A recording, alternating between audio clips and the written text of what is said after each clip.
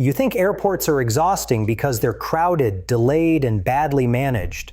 But what if that misery is not just a flaw of the system? What if it's one of its most profitable features? Every extra minute you spend anxious, early, trapped, and waiting inside a terminal changes how you behave.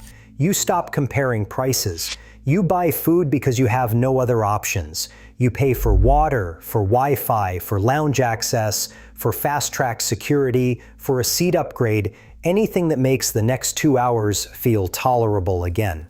Airports sell movement. But financially, many of them survive on everything that happens before you ever board the plane. That means your stress, your boredom, your confusion, and your lost time are not just inconveniences. They are opportunities. And once you see how airports learn to turn waiting into revenue, the terminal stops looking like a gateway to freedom and starts looking like a machine built to monetize your fatigue. You know the feeling before you can even name it. You arrived early because you had no choice. The advice is always the same. Give yourself plenty of time. The queues are unpredictable. Security can back up without warning.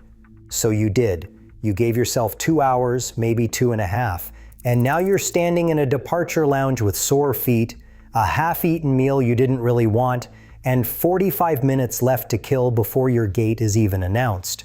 You're not relaxed. You're not enjoying yourself. You are simply waiting in that particular flavor of airport exhaustion, too tired to read, too restless to sit still, too far from home to feel at ease. The queues don't help. A survey by the International Air Transport Association found that 37% of travelers singled out security queuing as the most critical area needing improvement in the entire airport journey. 52% said better queuing at the boarding gate would meaningfully improve their experience. These are not fringe complaints, these are majority feelings. The system knows passengers hate this, it has known for years. So if the frustration is that well documented, and airports have had decades to fix it, why does the experience still feel so reliably draining? That question has an answer, but it's not the one you'd expect. To understand what airports became, you have to understand what they were. For most of the 20th century, airports were infrastructure. They were functional, often brutal places, designed for movement, not comfort. You arrived, you waited, you left. The commercial side was thin, a newsstand, a coffee counter, something to pass the time. Then, in 1947, something changed at a small airport on the west coast of Ireland. Shannon Airport introduced what many credit as the world's first airport duty-free shop. The idea was simple but consequential. Passengers in international transit existed in a kind of legal limbo, outside the normal customs boundaries of any country. That limbo, it turned out, was commercially exploitable. Travelers could buy goods without the usual taxes applied. And crucially, they had nowhere else to go. They were already there. They were already waiting. All you had to do was put something worth buying in front of them. That was the seed. Waiting had value. Captive time was an asset. It just needed someone to figure out how to collect it. For a few decades, airport retail remained relatively modest. The real transformation came later, and it came with money. In 1987, the British Airports Authority, BAA, became the first major airport operator in the world to be privatized. It was a watershed moment. Overnight, airports stopped being purely public infrastructure and started being businesses with shareholders to satisfy, revenues to grow, and commercial targets to hit. Other countries watched. Other airports followed.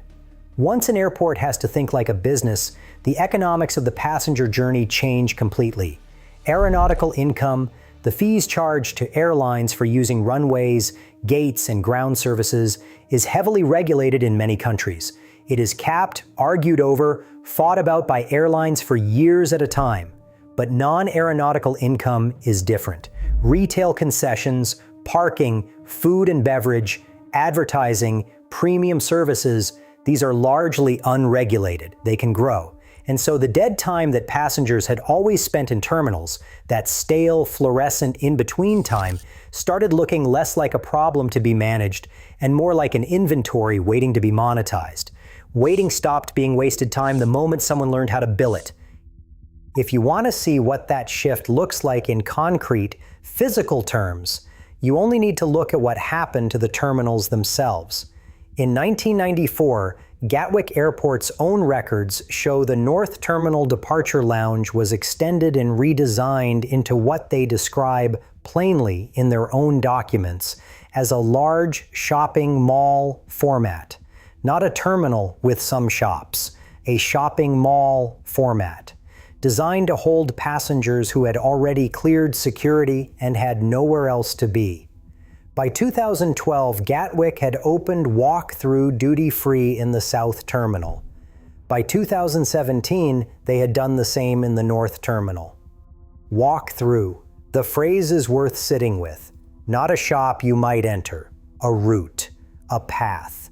A corridor that passes through the middle of a store whether you want it to or not. Heathrow Terminal 5, which opened in 2008, became one of the most studied examples of this design philosophy. Transport researchers described how the terminal devoted roughly 47,400 square feet of prominent space, that is a large portion of a city block, to a duty-free unit positioned as an anchor. The purpose was not just to sell goods in that store. The purpose was to use that anchor to draw passenger traffic past other concessions, increasing exposure and the chance of purchase throughout the terminal. Researchers noted that passengers passing through were, in their words, not given the option to bypass the duty-free unit. They simply moved through it, whether they wanted to buy anything or not.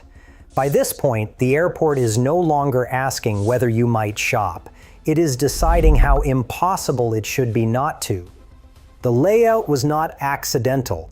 The routing was not accidental. The placement of the food court just past the point of maximum hunger, the perfume counters catching the light, the seating positioned near but not quite inside, the places that charge for it, none of this happened without design. And the reason it happened, the reason it spread from one airport to the next across the world, is that it worked. Financially, demonstrably, measurably worked. Let's talk about the numbers, because this is where the story stops being theoretical. In 2023, non-aeronautical revenues accounted for 36.7% of total airport income worldwide. More than a third of all the money that airports made globally came not from planes, but from passengers who were waiting. At Heathrow, the figures are even more striking. In 2024, the airport processed 83.9 million passengers. In the same year, it reported £772 million in retail revenue. Heathrow actually uses this figure to argue something interesting, that higher retail income helps reduce per-passenger charges under what they call a single-till model. In other words, the more you spend in the shop, the less the airline technically pays to land there. The passenger finances the infrastructure, just indirectly, one bottle of perfume at a time. At Gatwick, 2024 figures show net retail income of £236.5 million, equal to £5.47 for every single passenger who walked through. On top of that, parking added another £117.3 million. And here is where researchers have started connecting the dots in ways the industry would rather not say out loud. A study analyzing dwell time across 89 American airports found that a 10% increase in the time passengers spent inside the terminal was associated with approximately 5% more non-aeronautical revenue overall, and specifically around 8% more food and beverage revenue and 6% more retail revenue. More dwell time, more spending. Not a suggestion. A correlation measured across nearly 100 airports over years of data. A separate study in Dubai analyzed 279,000 boarding passes to understand passenger spending behavior. It found that time available, walking distances, crowding, and purchase momentum all shaped what people bought and how much they spent. In 2019, Dubai duty-free generated around $2.010 billion in annual sales. $2 billion from one duty-free operation in a single airport. Nobody has to design misery on purpose. The system only has to reward what misery produces. And once discomfort has economic value, the most profitable thing of all becomes selling relief. Here is the part that should make you feel something. Airports know, they have known for years, through surveys and studies and their own passenger research, that travelers find the terminal stressful, crowded, draining. A survey by Airport Dimensions found that 66% of travelers now believe airports have become more crowded in recent years. 66%. Two-thirds of all passengers walking through departure gates feel the environment has gotten harder, noisier, more overwhelming. That same survey found that 62% of travelers said they would consider paying for premium services to improve their airport experience. And 42% had already used an airport lounge in the past year. These are not niche numbers. Premium escape has become mainstream demand. So what are airports doing with that information? They are building a second tier, fast-track security, where you can pay to skip the queue that everyone finds intolerable. Priority boarding, where you pay to avoid the gate scrum that 52% of passengers specifically said needed improving. Paid lounges, where for a fee you can sit somewhere quieter, less crowded, better lit, with actual food and somewhere comfortable to rest, away from the terminal floor that everyone else is stranded on. Industry insiders describe this as improving the passenger experience. And to be fair, for the person paying, it does exactly that. But look at the architecture of the thing. The queue that causes the most frustration is also the queue you can pay to escape. The crowding that 66% of passengers find overwhelming is also the crowding that makes a quiet room feel worth paying for. The terminal creates the condition, and then the terminal sells the cure. First, the airport exhausts you, then it asks what you are willing to pay to feel human again. The people most likely to pay are the ones whose time and well-being have been most successfully degraded. The people least likely to pay are the ones who cannot afford to, and they are the ones left standing on the hard floor, under the fluorescent light, eating the 10-pound sandwich, waiting for a gate that hasn't opened yet.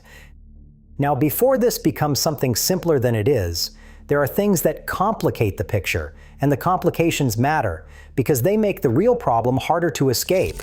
Airports do not universally ignore passenger comfort. Gatwick, for example, invested in a full redesign of one of its departure lounges after its own passenger research described the space as, in their words, tired and dated. The upgrades involved orientation, wayfinding, seating, flooring, and lighting, more than £10 million worth. They also created calmer spaces for passengers with hidden disabilities and those who find busy terminals difficult to navigate. These are genuine improvements. Real money, real effort, aimed at making the environment less stressful. Heathrow's single-till argument is not entirely cynical either. If commercial revenue can offset the charges airlines pay, and that pressure gets passed to passengers in the form of lower fares, then there is at least a theoretical loop where your spending in WHS myth reduces what you paid for the flight. The industry makes this argument sincerely. Industry bodies talk, with some legitimacy, about the passenger experience and commercial income as goals that can coexist. A smoother journey, faster security, better wayfinding, these serve the traveler and they serve the retailer, because a less stressed, less rushed passenger is a more willing customer. Reducing friction and increasing spending are sometimes the same investment. But here is what the nuance cannot dissolve. Even when airports improve the environment, they still operate inside a model where your time is their raw material. Even when they reduce discomfort, they often do so in ways that also improve conversion. The calmer terminal is also the terminal where you spend longer and buy more. The faster security process is also the one that gives you more dwell time in the commercial zone. The well-being investment and the revenue investment frequently point in the same direction. That alignment is not always deliberate. It doesn't have to be. It just has to be profitable. The system does not need to be cruel to function the way it does. It only needs to follow the incentives. So what is this really? An airport is not a bus stop. It is not a waiting room. In the last 40 years, it has become something else. A managed environment where your time, your attention, your fatigue, and your relief all have a price attached. Where the path through is also a path past every possible thing you might spend money on. Where the walls are designed to hold you, and the only exits are either the gate or the lounge, and one of them costs extra. The airport sells freedom, movement, escape. The whole promise of the place is that on the other side of this experience, you will be somewhere else, somewhere you wanted to go. But the lived experience inside the terminal is almost its opposite. It is surveillance and queuing and spending and waiting. It is behavioral steering dressed up as logistics. It is captive time presented as a travel service. And the airport is not unique. It is simply one of the most legible places where modern life turns vulnerability into commerce. You are tired, you are early, you are stuck, you cannot leave, and you cannot stay comfortably without opening your wallet. Your stress is a market. Your exhaustion is a revenue condition. Your need for relief is a product waiting to be sold. Imagine standing in the terminal. Ahead of you, the main departure hall, the wide floor, the noise, the rows of hard seating, the overhead screens, the smell of chain restaurant food, and recycled air. To your left, a door, quieter light behind it, softer chairs, no announcements tearing through the ceiling every 40 seconds, someone offering you a drink. That door is real. That calm is real. So is the price attached to it. Same airport, same flight, same amount of human dignity to spend the next 2 hours with. Two different worlds. The airports did not set out to build a machine that monetizes exhaustion. They built a machine that rewarded commercial exposure, and exhaustion turned out to be useful. That is not a conspiracy. It is worse than a conspiracy because it is a system that nobody needs to choose for the outcome to arrive reliably. Every departure, every terminal, in every airport that has learned to think of waiting as inventory. The terminal is not a gateway. Not anymore. It is the product. You are the raw material. And somewhere between the security checkpoint and the boarding gate, the journey you thought you were taking becomes someone else's business model.